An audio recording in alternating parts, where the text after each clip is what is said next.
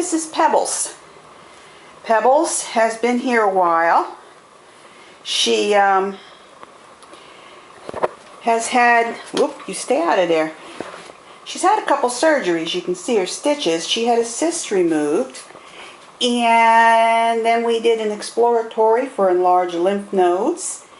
And then we also took a biopsy on her foot for what appears to be a granuloma. You're a busy thing. And so you can see her kind of shaved spots, but she's a sweet little girl. Just loves attention. Come on, Pebbles.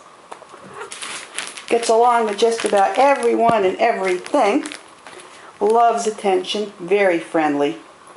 But here she is. So if you've got interest or questions in her, we'd be glad to tell you all about her health issues. She's got some food allergies and some mite allergies, and she's quite the issues little girl, but she's well worth it. So here's Pebbles. More later.